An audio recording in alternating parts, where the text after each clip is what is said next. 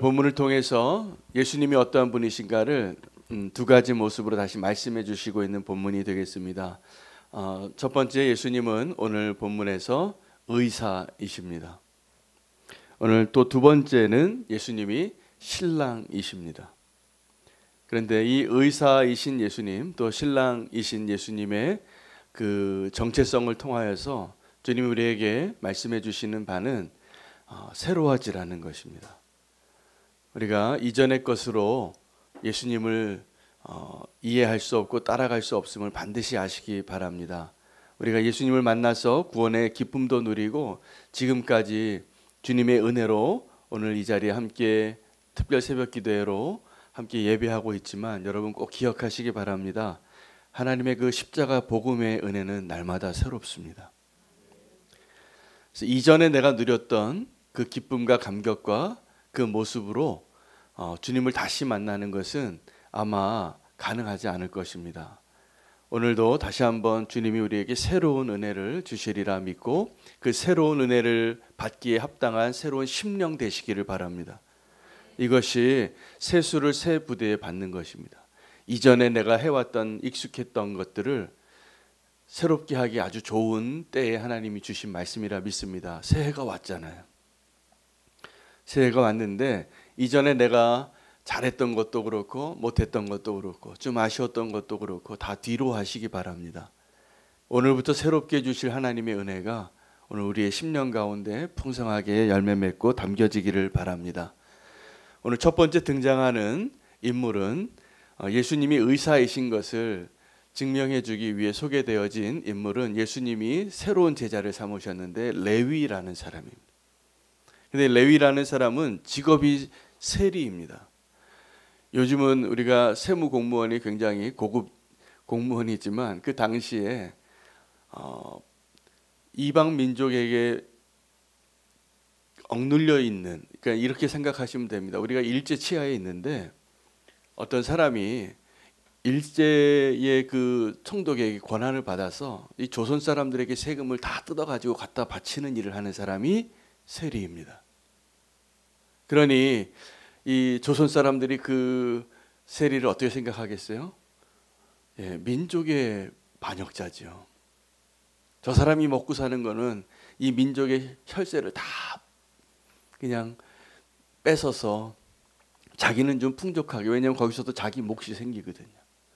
그리고 갖다 바치면서 사는 그러한 인생을 사는데 그 사람이 조금 배는 부르게 살았을지 모르지만 늘 그 모욕감과 씻을 수 없는 그 마음의 정죄감을 안고 살았던 자아입니다.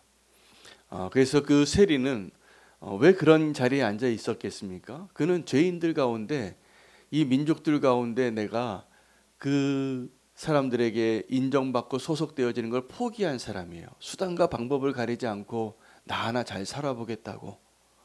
그러한 사람들이 그때 그 세리의 자리에 있었다고 보시면 됩니다. 그런데 오늘 이 레위가 예수님의 제자가 되는데 놀랍습니다. 왜냐하면 예수님이 이제 많이 알려지고 이적을 행하고 병을 고치기 때문에 많은 사람들이 그 집에 다 들어설 수 없을 정도로 유대인들이 열광하는 민족의 지도자가 되셨는데 그때 예수님께서 큰 무리를 가르치고 계셨습니다. 그럼 예수님이 그 제자를 삼아도 그 무리 가운데 좀 평범한 사람, 그 무리 가운데 좀 작은 자, 무리 가운데 좀 그래도 예수님의 그 뜻에 합당한 사람을 세우는 것까지는 이해가 되어지는데 그 무리에 들지도 않고 그 가리키던 자리에서 나와서 길을 가다가 세간에 앉아있는 그 레위를 보신 것입니다. 그리고 레위를 향하여 너는 나를 따르라. 그렇게 그를 부르십니다. 그리고 그것뿐만이 아니라 그 레위의 집에 가서 먹고 마시는데 삭개오의 집에 들어갔던 일하고 똑같은 일이 일어나죠. 레위의 친구들은 다 불의한 자들이었습니다. 그런데 거기에서 앉아서 먹고 있는 예수님을 보면서 이 바리새인들이, 서기관인들이 질문을 하죠. 왜 당신은 거기서 먹고 있냐고. 직접 말하지 못하고 제자들에게 질문합니다. 왜 당신의 스승은 왜 저기 앉아 있냐고. 예수님이 말씀하신 것이 그 대답이 나는 의사라는 거예요. 건강한 사람에게는 의사가 필요 없고 병든 자에게 의사가 필요하다. 이게 예수님이 이 땅에 오신 이유입니다. 나는 의인을 부르러 온 것이 아니라 죄인을 부르러 왔노라. 여러분, 우리가 예수님에게 인정받고 예수님을 기쁘게 하는 일이 내가 열심히 의인의 삶을 살아서 착하게 살아서 예수님을 기쁘게 하고 싶은 그 마음이 우리 안에 다 있을 것입니다.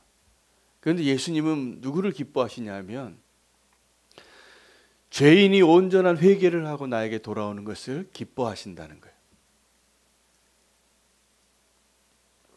우리는 예수님 앞에서도 내가 환자인 것을, 내가 병든 자인 것을 별로 인정하고 싶어 하지 않습니다. 우리 집에 요즘 번갈아 가면서 감기를 앓고 있습니다.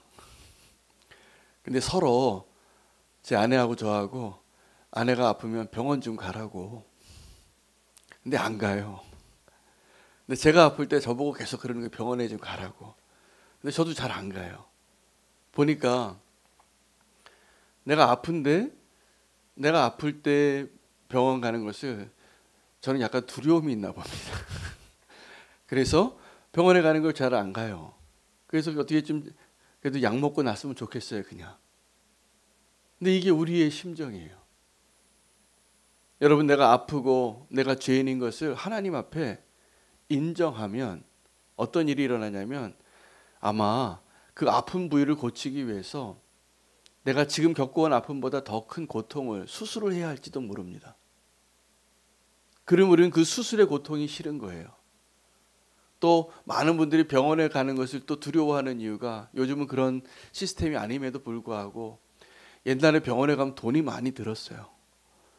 그래서 돈 많이 드는 게 또 두려워서 안 가려고 그러는 분들도 계세요. 어르신들 중에서.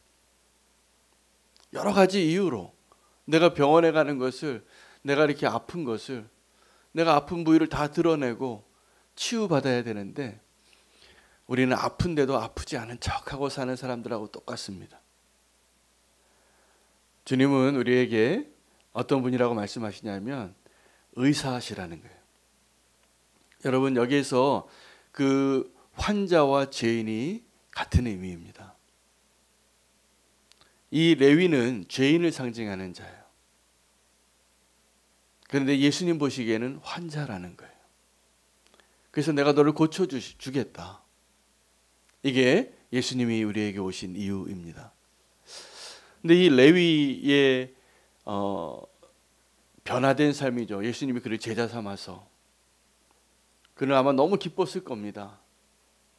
그리고 그 기뻐하는 레위를 예수님도 기뻐하신 거예요. 근데 문제는 그 레위가 예수님의 제자가 되는 것을 못마땅하게 여겼던 바리새인들과 서기관들이 문제이죠. 그리고 나서 이어지는 이야기는 같은 맥락 가운데 있습니다. 레위의 제자들과 요한의 제자는 금식하는데 예수님의 제자들은 금식하지 않으니까 질문하는 거예요. 우리는 금식하는데 왜 예수님의 제자는 금식하지 않는 거예요? 여러분, 여기서 선이 어떻게 그어지는가를 봐야 합니다. 예수님과 요한은 어떤 관계냐 하면 하나님 나라의 복음을 전하기 위하여 같이 동력했던 자이고, 요한을 예수님께서 칭찬할 때 여인에게서 난 자 가운데 가장 큰 자라고 이야기했습니다. 그러나 예수님과 이 요한의 사이에는 오늘 굉장히 중요한 구분선이 있는 것을 발견합니다. 오늘 이것이 우리에게 주는 핵심 메시지입니다. 우리는 요한의 제자로 살았던 그 나라에서 예수님의 제자로 사는 그 나라로 오늘 옮겨지는 은혜가 있기를 원합니다. 여러분, 요한이 어디에서 외쳤냐 하면 그 모세의 율법을 지키는 것을 온전히 인간이 할 수 있는 가장 최선의 길로 가장 완벽하게 살아낸 인물이 누구냐고 말하면 요한이라고 보면 됩니다. 그리고 예수님과 가장 가까이에서 그 천국 복음을 전하는 그 사명을 감당했기 때문에 이 요한의, 세례 요한의 사명은 주의 길을 예비하는 자였어요. 그 주의 길을 예비하며 천국을 외치는, 광야에서 외치는 주의 소리였어요. 그런데요, 이 요한과 예수님의 그 사이에는 오늘 건널 수 없는 선이 있는 것을 발견하게 됩니다. 여러분, 율법이 어떠한 것이라고 설명하고 있습니까? 로마서의 몽학 선생이라는 거예요. 어린아이를 가르칠 때 바르게 사는 법을 가르쳐서 어느 정도까지 인격과 그 삶의 훈련을 시킬 수는 있지만 거기까지예요. 그 다음에 자기의 의지가 생기고 자기가 자유로운 판단을 할 수 있는 성인이 되어질 때 이제 그가 종으로서가 아니라 아들로서 하나님을 알게 되려면 반드시 이 관계가 건너뛰어야 합니다. 근데 우리에게는 예수님을 믿으면서도 내가 여태까지 살아왔던 나의 방식이 어떤 종교의 틀이 되어져서 익숙한 방식이 되어져서 그것이 내가 예수님을 믿고 따르는 가장 최적의 방법이라고 생각하는 것을 전통이라 그래요. 전통이 생깁니다. 제가 목회를 하다 보니까 벌써 6년이 됐거든요. 그러니까 이제 처음에 첫 해, 둘째 때는 교회의 어떤 행사와 사역을 하거나 목회를 할 때 새벽 기도를 해야 되는지, 그 처음에는요 새벽 기도할 장소도 없어서 새벽 기도를 못했습니다. 그래서 지금 제가 매일 하루도 빠지지 않고 보내드리는 컬럼이 그때 새벽 기도를 못해서 시작한 거예요. 새벽 기도를 하고 싶은데 새벽 기도할 장소가 없는 교회였어요, 우리 교회가. 성도님들에게 새벽 기도를 할 수 있게 해드리려고 나는 내가 있는 처소에서 새벽 기도하고 묵상한 설교한 준비를 보내드리기 시작한 거예요. 아주 유익하더라고요. 아주 고단하지만 그거 준비하는 게 매일 그 컬럼을 쓰는 게 쉽지 않습니다. 그런데 굉장히 유익해요. 그런데 제가 또 하나 말씀드리는 이유가 이런 겁니다. 우리가 유익한 어떤 영적인 습관들이 있죠. 기도의 자리에 나오는 것, 이렇게 새벽 기도의 자리에 나오는 것, 저에게 있어서 뭐 컬럼을 쓰는 것, 성경 말씀을 묵상하는 어떤 좋은 습관이 생기는 것. 여러분, 그것만으로 우리가 구원의 또 복음의 기쁨을 누리는 것이 가능하지 않습니다. 반드시 거기에 성령님께서 부어주시는 새 술을 새 부대에 담을 수 있는 그 도약이 필요해요. 이 여태까지 살아왔던 나의 방식의 유익과 그 전통을 뛰어넘는 복음의 능력을 경험하는 올 한 해가 되시기를 축복합니다. 그러한 새로운 기쁨으로 충만한 자 되시기를 축복합니다. 여러분, 이 요한과 예수 그리스도의 사이가, 그래서 요한은 거기까지밖에 못하는 자라는 걸 아는 거예요. 그래서 예수님과 동행하지만, 동역하지만, 같은 시대를 살았지만, 예수님에게 세례를 주는 역할까지도 했지만 거기까지예요. 금식을 하던 그 요한의 제자는 지금 어느 자리에서 예수님에게 질문하냐면 바리새인의 편에서 이야기하는 겁니다. 나는 종교적인 삶에 이렇게 거룩한 모습을 가지고 살아가는데 왜 예수님은 그렇게 삶의 모습 가운데 거룩한 전통이 없으시냐고. 그중 가운데 여러분, 그 종교적인 행위 가운데 가장 어려운 게 뭐냐면 이렇게 자기를 괴롭게 하는 겁니다. 작정하여 40일을 금식하고 3일을 금식하고. 여러분, 그것이 쉽지 않은 거예요. 그 40일 금식하는 게 기뻐서 하는 사람 하나도 없습니다. 다 죽음을 경험하는 거예요.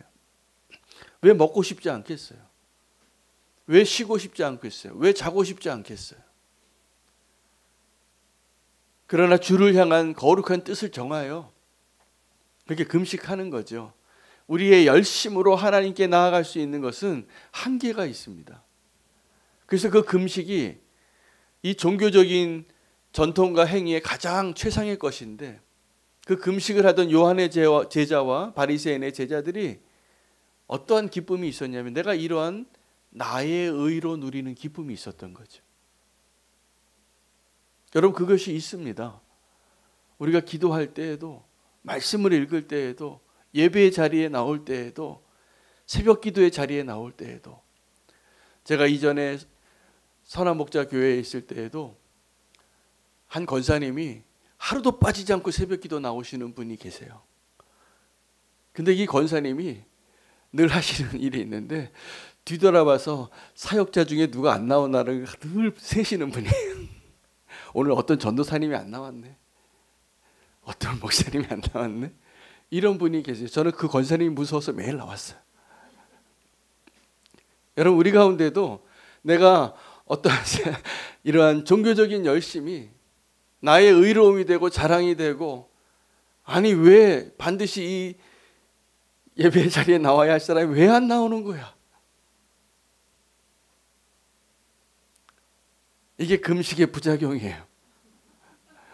나의 의로움 때문에 그만큼 수준에 오지 못하는 사람이 판단이 되는 거죠. 근데 예수님이 뭐라고 말씀하시냐면 신랑의 비유를 드는 거예요. 지금 잔치인데 지금 나와 함께 있는데 너희 왜 금식하냐고. 너희가 내가 누구인지 아냐고. 여러분, 예수님과 함께 있는 그 기쁨으로 사시기를 축복합니다. 그 기쁨 때문에 금식하시기 바랍니다.